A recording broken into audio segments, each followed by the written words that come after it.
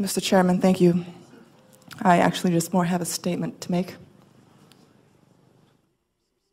Lady has the floor. Thank you. Well, first, I actually do want to thank you, Mr. Chairman, for doing a fine job with committee. I believe that everything has been done with due diligence, and I want to thank everyone for coming here and taking the time out of your lives with patience to be here and share your personal stories with us. It has been a great emotional process for me and for those that I know, even my family back home. When I went home last weekend, I spoke with my grandfather, who is a World War II veteran. Started off as a farmer, young farmer.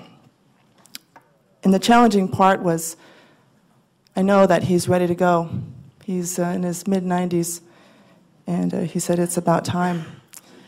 So I was having a hard time with that, and I said, well, what are your thoughts about this bill that's coming up? It's going to be very heavy, a lot of heavy hearts. And he says, well, my first remembered, excuse me, my first remembered thought is my experience as a young man leaving our farm. And, you know, we're of the First Nations. He said, we've gone back for hundreds of years, thousands of years of this land. And he said, but I was taught to always protect the inheritance of this land. And so I went off to World War II, and I fought for this country. Because he said, it wasn't just for America, but it was for our ancestry, from the lineage that we come from, because we're all God's children, he said. And America is not truly free until we're all free. So he said, granddaughter, when I went off to World War II and I came back, the first thing that I experienced were the businesses that all had signs on their front windows that said, even in our own land, no dogs and no Indians allowed. And that persisted for a while. So that was his first experience and brush with discrimination, other than the name-calling prior to. But this man, he is my mentor. He's done so much in this world that in the end, he said, ultimately, that taught me compassion.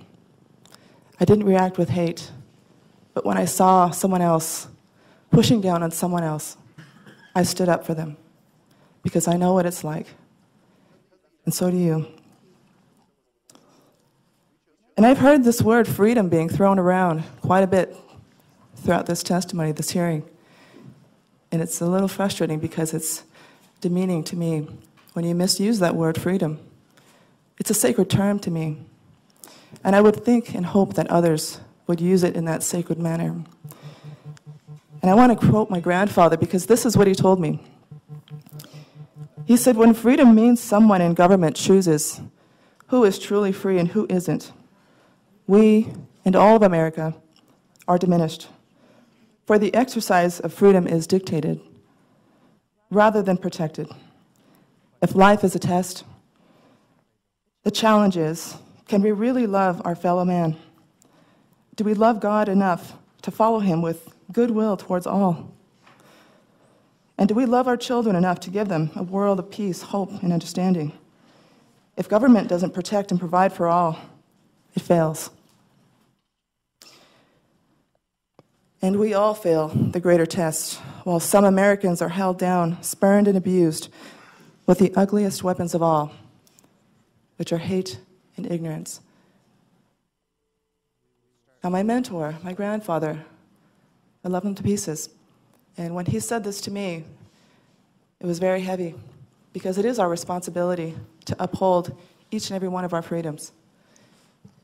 And I want to share that with my committee, my fellow colleagues, because I love each and every one of them. And I think that's good for all of us to think about. Thank you, Mr. Chairman.